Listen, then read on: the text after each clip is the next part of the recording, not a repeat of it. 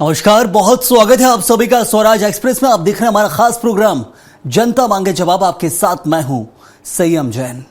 छत्तीसगढ़ के मुखिया विष्णुदेव साय ने कलेक्टर एसपी के जरिए, जहां प्रदेश के कलेक्टर एसपी और डीएफओ की एक क्लास भी ली है। इस उच्च स्तरीय कॉन्फ्रेंस में सुशासन, पारदर्शिता और जनहित योजनाओं पर 2 दिवसीय मंथन हुआ।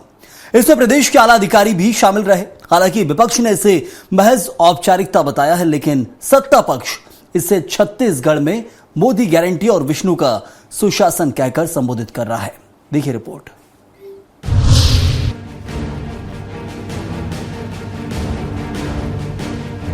मुख्यमंत्री विष्णुदेव साय ने कलेक्टर एसपी कॉन्फ्रेंस के पहले दिन कलेक्टरों को साफ संदेश दिया कि अब प्रशासन में कोई ढिलाई बर्दाश्त नहीं होगी।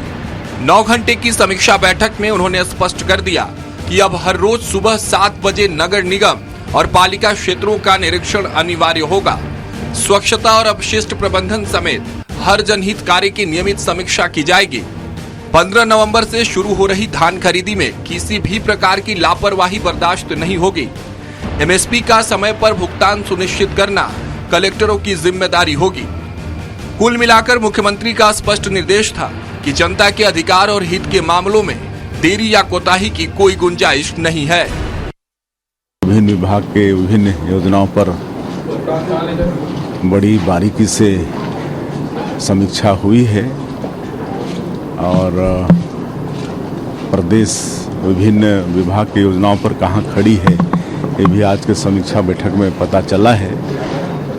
और मुख्य रूप से ये जो धान खरीदी का समय आ रहा है और हम किसानों का धान बिना परेशानी के खरीद पाएँ और उनका एक एक दाना धान खरीद पाएँ, उनको समय पर उनका भुगतान हो जाए, इस पर बड़ी बारीकी से चर्चा हुई है।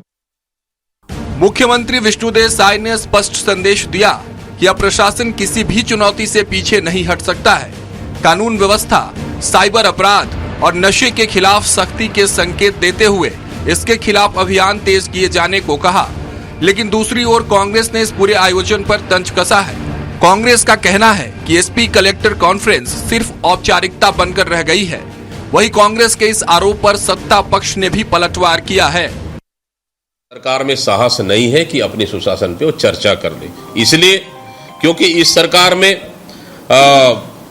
भ्रष्टाचार चरम पर है, बिगड़ती कानून व्यवस्था चरम पर है, लूट, हत्या, चोरी, डकैती आम बात हो गई।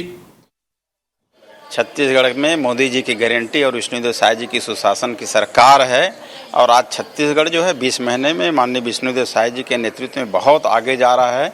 हम देख रहे हैं कि 20 महीने में इतना अभूतपूर्व विकास हुआ है जो पिछले 5 साल में कुछ भी किए नहीं है। और उनके पास न नीति है न कुछ करने का है, केवल चिल्लाना है। मुख्यमंत्री विष्णुदेव साय की अध्यक्षता में हुई 2 दिवसीय कलेक्टर एसपी कॉन्फ्रेंस में सुशासन, पारदर्शिता और जनहित योजनाओं पर जबरदस्त मंथन हुआ। विकास, कानून व्यवस्था और साइबर अपराध पर सख्त निर्देश दिए गए। माना जा रहा है कि इस मास्टर क्लास का असर आने वाले महीनों में प्रशासनिक कामकाज और जमीनी अमले की कार्यशैली में साफ नजर आएगा। स्वराज एक्सप्रेस के लिए रायपुर से दिलीप साहू की रिपोर्ट। तो सीएम की मास्टर क्लास आप सभी ने देखी है। इस मुद्दे पर चर्चा करेंगे, विस्तार से समझेंगे इस क्लास के बाद कितना बदलाव प्रदेश में आने वाला है। हमारे साथ कुछ खास मेहमान मौजूद हैं। केएस चौहान बीजेपी प्रवक्ता मौजूद हैं, आपका बहुत स्वागत है चौहान साहब। वहीं डॉक्टर अजय साहू कांग्रेस के प्रवक्ता, आपका भी बहुत बहुत स्वागत है। और पीसी रथ वरिष्ठ पत्रकार, आप तीनों का बहुत स्वागत। चौहान साहब, इस क्लास की जरूरत क्यों पड़ी, ये कांग्रेस को समझना बहुत जरूरी लग रहा है यहाँ पर, क्योंकि दीपक बैज का एक बयान है कि कुछ नहीं हो रहा है, सिर्फ भ्रष्टाचार बढ़ रहा है इस सरकार में। और जो आप अभी कह रहे हैं कि 20 महीने के कार्यकाल में हमने बहुत उपलब्धि हासिल की है, जनता को और कुछ अभी देना बाकी है, लेकिन कांग्रेस उससे संतुष्ट नहीं है और ना ही वो मान रही है कि प्रदेश में कोई विकास हुआ है। सिर्फ कहा गया कि कुछ नहीं है, संबोधित करना था कलेक्टर और एसपी को, इसलिए आपने बैठक बुला ली। जी, ये बैठक पहले भी हुई थी और उसके रिजल्ट्स जो है वो छत्तीसगढ़ की जनता ने देखे हैं और उसके रिजल्ट्स छत्तीसगढ़ की जनता के द्वारा, पॉलिटिक्स के द्वारा और चुनाव के द्वारा पूरे छत्तीसगढ़ ने भी देखे, हमने भी देखे हैं और जो दूसरी पार्टियां हैं उन्होंने भी देखा। पीपल पॉलिटिक्स के लिए ये बहुत ज्यादा जरूरी होता है कि हम बहुत संवेदनशीलता से काम करें। इसमें पी फॉर प्रेजेंटेशन था, इसमें पी फॉर प्लानिंग थी, इसमें पी फॉर परफॉर्मेंस चेक था और इसमें पी फॉर पार्टिसिपेशन था। ये चारों पी बहुत ज्यादा जरूरी है किसी भी सुशासन के लिए। ये चारों बहुत ज्यादा जरूरी रहती है जवाबदेही के लिए। हम कैसे अपने सिस्टम को और दुरुस्त कर सके उसके लिए, और उसके बाद इसका पूरा का पूरा फायदा जो होता है पी फॉर पब्लिक को होता है। पी फॉर पब्लिक के प्रोटेक्शन के लिए, पी फॉर पब्लिक के प्रोग्रेस के लिए, ये सभी चीजें दी जाती है। और इसमें दो चीजें और हुई, वो ये हुआ कि पी फॉर पनिशमेंट भी किया गया और पी फॉर प्राइज भी किया गया। तो ये सभी चीजें बहुत ज्यादा जरूरी है सुशासन चलाने के लिए, क्योंकि ये इनको तो ये लगेगा कि औपचारिकता है, भ्रष्टाचार बढ़ रहा है, ये सब चीजें। भ्रष्टाचार का तो मैं आपसे ये समझूंगा कि भ्रष्टाचार का अगला एक्चुअल में मीनिंग होता क्या है, लेकिन पहले ये बता दो कि इन लोगों को क्यों लगता है कि ये औपचारिकता है, क्योंकि ये औपचारिकता ही करते हुए आए हैं। प्लानिंग से इनको लेना देना था औपचारिक रूप से, क्योंकि इंप्लीमेंटेशन से कोई लेना देना नहीं था। इंप्लीमेंटेशन के लिए ही ये सभी चीजें जरूरी होती हैं। अब मैं आ जाता हूं कांग्रेस की तरफ। औपचारिकता क्यों लगती थी कांग्रेस को? जैसा नाम वैसा काम जी। तो कांग्रेस सी फॉर कांग्रेस जो है वो सी फॉर कैश में लिप्त थी, सी फॉर करप्शन में लिप्त थी और सी फॉर कमीशन में लिप्त थी। इसीलिए सी फॉर कंक्लूजन क्या हुआ? सी फॉर कंक्लूजन हुआ कि जनता ने उसको सी फॉर कट कर दिया और कांग्रेस जो सी फॉर कांग्रेस है वो सी फॉर कोलैप्स हो गई। तो ये सभी चीजें हुई। तो हम जो स्थिति है, जो हमने बीज बोया है वही तो काटेंगे। संयम जी, जिस विश्वास के साथ हमारे छत्तीसगढ़ की जनता ने हमारे को आशीर्वाद दिया है और एक जवाबदारी सौंपी हुई है, उस जवाबदारी को हम बहुत। लेकिन इसी कॉन्फ्रेंस के ऊपर सवाल कांग्रेस की तरफ से उठ रहा है, लेकिन आपने जो अब तक कह दिया है सी और पी के बहुत सारे अर्थ समझा दिए, मतलब सीधा समझे कि अपनी गिरबान में झांकने की बात कांग्रेस को कही है। डॉक्टर अजय साहू जी, एक तरफ ये अब सवाल उठ गया कांग्रेस के ऊपर, करप्शन के आरोप लगाए जा रहे हैं भ्रष्टाचार के बीजेपी के ऊपर। अभी कुछ ऐसा बड़ा साक्ष्य तो सामने नहीं आया, लेकिन सबसे बड़ी चीज है करप्शन की बात होगी। फिर वो इतने सारे जो मामले चल रहे हैं कांग्रेस कार्यकाल के, कोयला घोटाला हो, महादेव ऐप हो, या फिर पीएससी में घोटाला हो, चावल घोटाला हो, बहुत आरोप लगे। 5-6 घोटाले 5 साल के अंदर जो कांग्रेस में हो रहे थे, वो आरोप बीजेपी लगातार लगाती आ रही है। अब सीधे गिरबान में झांकने की बात कह दी। दीपक बैज का जो बयान है, करप्शन हो रहा है, कैसे साबित करेंगे? देखिए संयम जी, हमारी 60 महीने की सरकार पे भारतीय जनता पार्टी ने करप्शन के जो चार्जेस लगाए या आरोप लगाए, उसकी जांच केंद्रीय जांच एजेंसियां पिछले 40 महीने से कर रही है। हमारी 60 महीने की सरकार में से 30 से 36 महीना जो है वो कोविड की भेंट चढ़ गया था। तो जितने दिन हमारी सरकार नहीं चली, उससे ज्यादा का समय इन लोगों ने जांच पे ले लिया। ये आंकड़े तो बहुत लोकलुभावन बताते हैं, जिस तरीके से इन्होंने पी और सी को कैटेगराइज किया, लेकिन सच्चाई जो है वो धरातल से अलग है। सच्चाई जो है वो ग्राउंड जीरो से अलग है। ये ऐसे ही मन मुहावरे लेकर के आते हैं, ऐसे ही आंकड़े लेकर के आते हैं जो सरासर झूठ होते हैं। भारतीय जनता पार्टी की सरकार को 20 महीने हो गए हैं। ये केवल कांग्रेस की जो सरकार के समय में जो आरोप इन्होंने लगाया था, उसके अलावा इनके पास कोई दूसरा तथ्य नहीं है कि ये उस आरोप को सिद्ध कर सकें। हम तो चैलेंज करते हैं कि आपने जो आरोप लगाए हैं, आपकी केंद्रीय जांच एजेंसियां 40 महीने से जांच कर रही है, नतीजा क्या निकला? अगर हिम्मत है तो आप जो आरोप आप लगा रहे थे उसे आप साबित करके बताइए।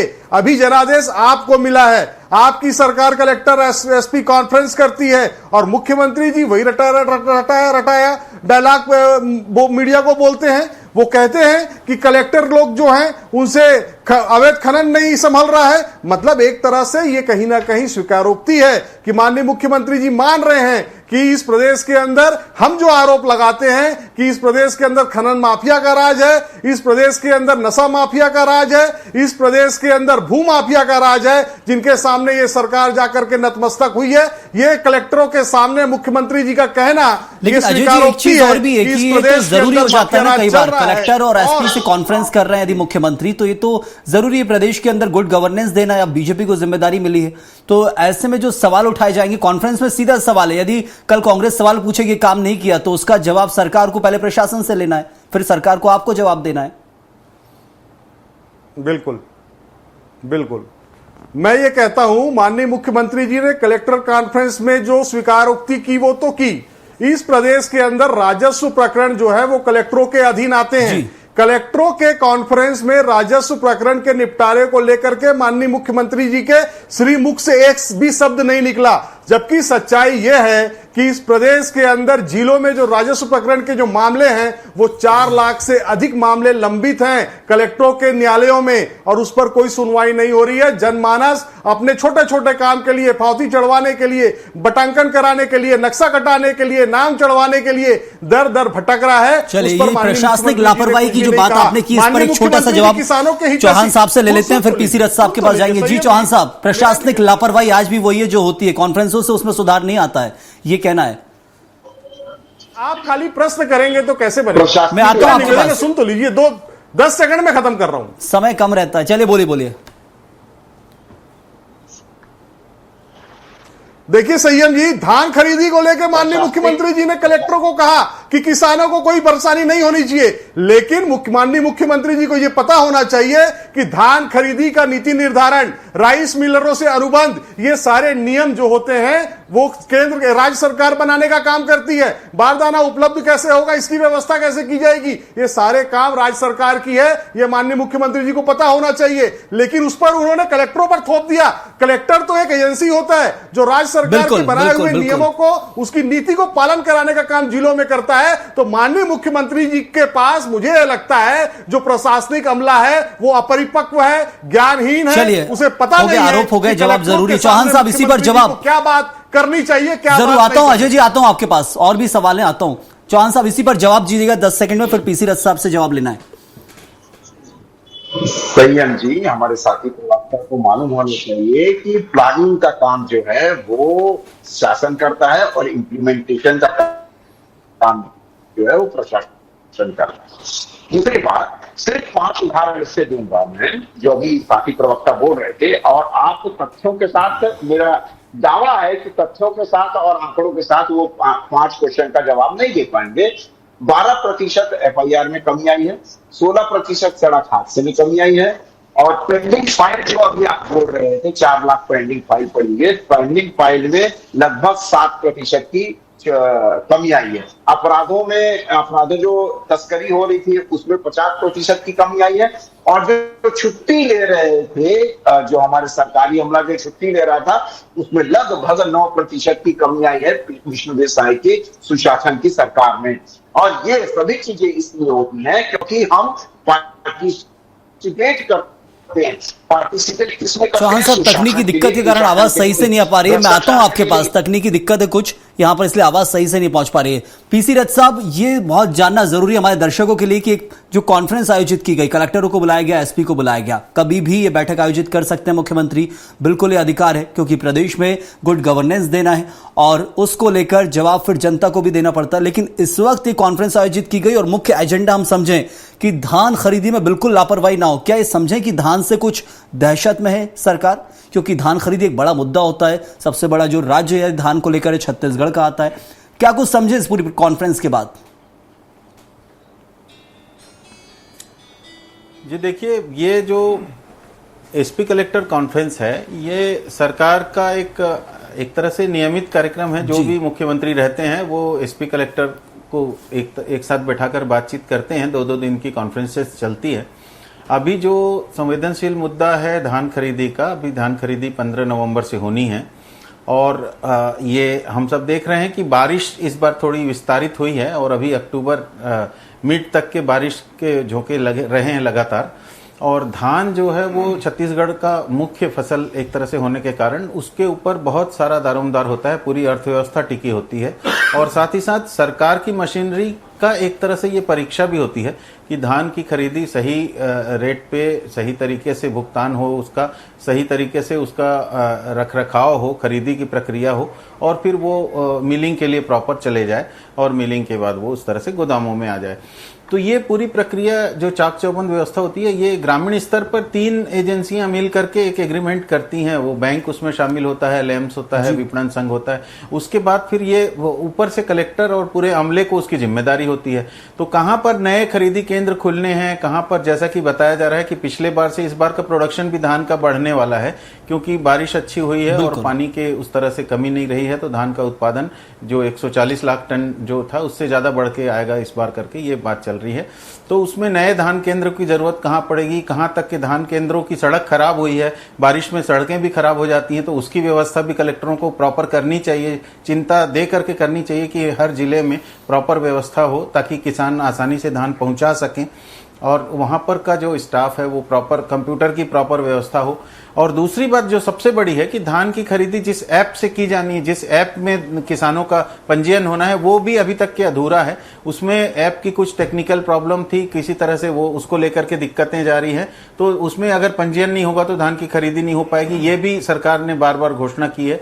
तो वो टेक्निकल इशू को भी चाक चौबंद व्यवस्था करने की जिम्मेदारी कलेक्टरों की है ताकि वो सही तरीके से काम करे और जब 15 नवंबर से धान की खरीदी हो तो सरकार अपने वायदे के मुताबिक सब और कौन से धान के अलावा जो मुद्दे रहेंगे इस बैठक के अंदर देखते हैं, जिलेवार भी फीडबैक लिया जाता है IAS अफसरों से। ऐसे कौन से मुद्दे प्रदेश के अंदर जो ज्वलंत रहे हैं जिनको लेकर दिशा निर्देशित किया गया है, चाहे कानून व्यवस्था को लेकर, अपराध को लेकर? जो अपेक्षा थी, जो जनता को जनता को जो अपेक्षा थी वो ज्यादा तो अपेक्षा एक तरह से ये थी कि सुशासन तिहार जो मनाया गया उसमें जो लाखों आवेदन एक पूरा त्योहार के रूप में लिए गए हैं, उनका जिलेवार कितना समाधान किया गया उसकी एक ऑडिटिंग होनी चाहिए थी। इस बैठक में वो कलेक्टरों से पूछा जाना चाहिए था कि आपके यहाँ अलग अलग तरह के जो अनसॉल्व्ड क्वेश्चंस हैं वो कितने हैं, कितने ऐसे मुद्दे हैं जिनका आप समाधान नहीं कर पाए, तो उसमें क्या होना है, अब आगे कब तक के वो पेंडिंग रहेगा करके ये चीज पूछी जानी चाहिए थी। दूसरा, कानून व्यवस्था को लेकर के तो ये स्थिति देखी गई है कि लगातार अपराध हो रहे हैं, चाकूबाजी हो रही है। जो स्थितियां हैं अलग अलग जिलों में, कुछ जिले हैं उसमें ज्यादा संवेदनशील अपराध की दृष्टि से, तो उन जिलों के एसपी कलेक्टर को कानून व्यवस्था के लिए एक तरह से कटघरे में खड़ा किया जाना चाहिए था, या अगर उनके तरफ से कोई सुझाव होता कि सरकार के कुछ कड़े कदम उसमें हो सकते हैं तो उस पर बातचीत होनी चाहिए थी। नशे को लेकर के आप रायपुर बिलासपुर में कहीं भी निकल जाइए, शाम को 8-9 बजे के बाद आपको हर चौक चौराहे पे आपको गंध आ जाएगी, इसकी गांजे की गंध आ जाएगी। तो नशे का कारोबार, सस्ते नशे का कारोबार इस तरह से फैला हुआ है और इसको थाने स्तर पर जिम्मेदारी, एसपी स्तर पर जिम्मेदारी तय करके सरकार रोक सकती है। तो इस पे थोड़ा कड़ाई की जरूरत है। तो सरकार इसमें जिम्मेदारी एसपी और कलेक्टर, थाने प्रभारियों की नहीं दी गई और साफ सफाई के लिए कलेक्टरों को जिम्मेदार बताया गया। तो वो मुझे लगता है कि व्यवहारिक निर्णय शायद नहीं है, एक सामान्य तरह से माना जाएगा। सामान्य बैठक जो मूलभूत मुद्दे थे, प्रशासक की नियुक्ति की गई है, हाँ प्रशासक की नियुक्ति की गई है नगर पालिकाओं में, तो प्रशासक की जिम्मेदारी है। प्रशासक IAS अधिकारियों को ही नगर पालिकाओं, नगर निगमों का प्रशासक बनाया जा रहा है, नगर निगमों का, तो उस तरह से उनकी जिम्मेदारी होती है। और उसमें अगर कलेक्टर को भी उसमें इन्वॉल्व कर देंगे तो फिर तो वो उनसे और दूसरे कामों में चौकस व्यवस्था। अजय साहू जी, यहाँ पर एक जो महत्वपूर्ण सवाल है कि प्रदेश के अंदर नशा जो है वो लगातार बढ़ रहा है। हम देखते हैं कैसे गांजे की खेप है आए दिन पकड़ाती है, उड़ीसा से जो सप्लाई होती है छत्तीसगढ़ से जरिए दूसरे राज्यों में जाती है और गांजे की एक बड़ी तस्करी छत्तीसगढ़ राज्य से होकर गुजरती। कई बार इसमें पुलिस को सफलता मिलती है और कई बार तो खुद देखिए रायपुर शहर में अपराध बढ़ रहा है, बिलासपुर हो और ऐसे अलग अलग शहर है, धर्मांतरण के बहुत मुद्दे आते हैं, उसके ऊपर सख्त कार्रवाई की बात की जाती है। तो मुद्दों को लेकर क्या बात कम हुई है, ये मानती है कांग्रेस की इस कॉन्फ्रेंस में? दूसरे मुद्दे जो बताए गए उनके ऊपर बात की जा रही है, जैसा PC रथ साहब ने कहा है।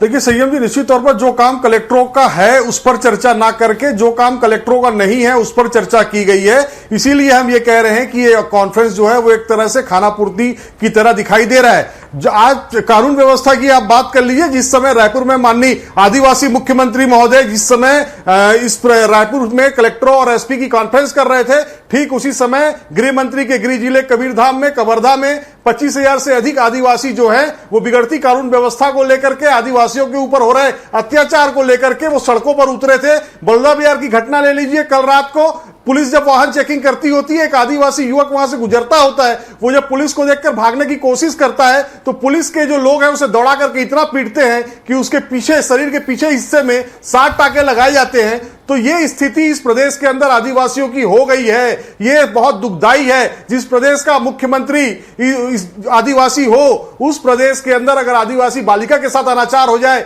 उसे न्याय ना मिले, आदिवासी युवक को पुलिस पटक पटक कर पीटने का काम करे, और जो भूमाफिया है उसके कार्यक्रमों में जाकर के मुख्यमंत्री सहित पूरा मंत्रिमंडल नतमस्तक होकर प्रणाम करे, तो ये दर्शाता है कि इस प्रदेश के अंदर कानून व्यवस्था की क्या स्थिति है। ये कलेक्टर एसपी कॉन्फ्रेंस में जो बातें होनी चाहिए थी वो ना होकर के, जो नहीं होनी चाहिए थी वो बातों को करके आज सरकार ने यह साबित कर दिया कि उसने एक बार फिर टैक्स पेयर के पैसे का दुरुपयोग किया है। चलिए बिल्कुल जरूर। चौहान साहब, क्या धान से दहशत में क्या सरकार? धान खरीदी को लेकर विपक्ष पहले ही हल्ला बोल चुका है कि तारीख में जो बदलाव किया गया उसको लेकर सवाल है, लेकिन क्या धान को लेकर ही पूरी प्रेस कॉन्फ्रेंस हुई है? कहा जाए जो कॉन्फ्रेंस हुई आईएएस और आईपीएस अफसरों की, क्योंकि इतने आरोप लगा दिए कांग्रेस ने, और जो मूल मुद्दों की बात की जा रही है, नशा तस्करी की हो या फिर जो नशे का कारोबार धड़ल्ले से चल रहा है, बहुत सारे ऐसे मुद्दे जाएंगे तो अनगिनत निकलेंगे लॉ एंड ऑर्डर को लेकर।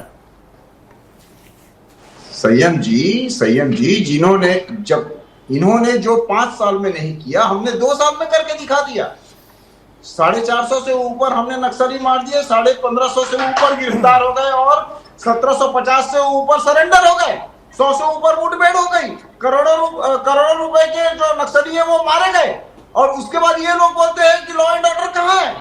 मैं ये बोल रहा हूं कि एफआईआर में 12% की कमी हुई है, 17% सड़क हादसों में कमी हुई है, तो ये दिखाई नहीं देता। इनके पास आंकड़े कहाँ हैं?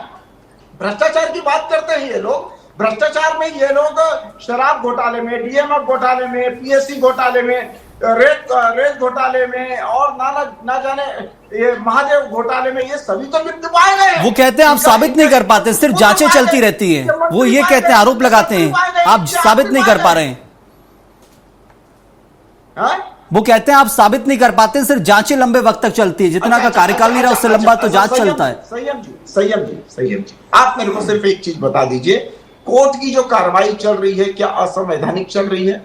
कोर्ट की कार्रवाई जो चल रही है वो क्या गैर कानूनी चल रही है? कोर्ट में आप जाएंगे तो वो तो कोई पार्टी का नहीं है, या तो साथी प्रवक्ता ये बोल दें तो आपके प्रसिद्ध चैनल पे कि कोर्ट जो भी कार्रवाई कर रही है वो गलत कर रही है। आप पूछ लीजिए, क्योंकि ये मामले जो है वो कोर्ट में लंबित है। चलिए बिल्कुल, समय इतना ही था। चौहान साहब, मेरे को एक और जवाब छोटा सा चाहिए पीसी रथ साहब से। यहाँ आरोप प्रत्यारोप बहुत सारे हैं और कोर्ट की जो कार्रवाई है उसमें सरकार का हस्तक्षेप होता नहीं है, ये इस वक्त साबित जरूर किया जा रहा है और ये सत्य भी है। पीसी रथ साहब, मैं एक आखिरी चीज जानना चाहता हूं। सुशासन पर बात हो रही है तो ये जानना बहुत जरूरी है कि एनसीआरबी का ताजा आंकड़ा आया भी 2023 का जो बताया गया, उससे होलसेल कितना समझे छत्तीसगढ़ में जो सुशासन है वो आया है, दिख रहा है अभी, और इस वक्त करंट में जो माहौल बना हुआ है छत्तीसगढ़ में, क्या बदलाव है या फिर वो जो कहते हैं कि लगातार जो चला आ रहा है वही चल रहा है? जी देखिए, पैटर्न जो है वो बहुत एकदम ड्रामेटिकली चेंज बिल्कुल नहीं हुआ है। जो वो है वो किसी में थोड़ा कम है, किसी में थोड़ा बढ़ा है। इस तरह के जो परिस्थितियां हैं वो एकदम साफ साफ सरकार एकदम स्ट्रिक्ट है, ऐसा कहीं से भी मैसेज एनसीआरबी के आंकड़ों में नहीं है। बल्कि ये देखने में आया है कि कहीं ना कहीं से जो जिन मुद्दों पे जो जर जोरू जंगल जमीन जो जिस पे विवाद होते हैं आमतौर पे, जो पुरानी कहावत है, तो उस तरह के मुद्दों पर क्लियरिटी नहीं है। नीतियां सरकार की अच्छी होंगी लेकिन क्रियान्वयन के स्तर पर उसको पारदर्शी तरीके से जल्दी से क्रियान्वित किया जाए, ऐसा नहीं है। रेवेन्यू के मामलों को लेकर अक्सर मारपीट होती है, विवादित पक्ष दोनों थाने पहुंच जाते हैं और उसको लेकर के लंबे समय तक विवाद चलता रहता है और उसमें निश्चित रूप से सरकार अभी तक सफल नहीं दिखाई दे रही है। 5-5, 6-6 साल तक के नामांतरण के मुद्दे जो है लटके हुए हैं और तहसीलदार वाला जो अमला है, जो जमीनी कार्यक्रम जिससे होना है, कार्य जिससे होना है, उस पर सरकार की कसावट नहीं है। सरकार कहीं ना कहीं उस मामले में एक तो तकनीकी तौर पे कंप्यूटरीकरण के बाद कई बार उनका विरोध आता है कि हम उसको नहीं स्वीकार करेंगे, हमारे पास सही। बिल्कुल पीसी रथ साहब, बदलाव जो आना चाहिए था वो नहीं है, बस कोशिशें लगातार जारी है। समय इतना ही था। बहुत शुक्रिया अदा करूंगा आप तीनों का। पीसी रथ साहब आपका भी शुक्रिया, केएस चौहान साहब आपका भी बहुत बहुत धन्यवाद। और अजय जी, आपका बहुत बहुत धन्यवाद इस चर्चा में जुड़ने के लिए। तो कलेक्टर और एसपी को बुलाया गया, कॉन्फ्रेंस की गई। कॉन्फ्रेंस का सीधा सा मकसद होता है गुड गवर्नेंस की, कैसे आम जन तक बेहतर सुविधाएं, बेहतर चीजें, जो सरकार की योजनाएं जमीनी स्तर पर उनका क्रियान्वयन हो। लेकिन बदलाव की बात होगी तो पुराने आंकड़ों से हमेशा उसकी तुलना की जाएगी और उसमें बदलाव आना बहुत जरूरी है। इस वक्त के लिए फिलहाल इतना ही। आप बने रहिए स्वराज एक्सप्रेस के साथ।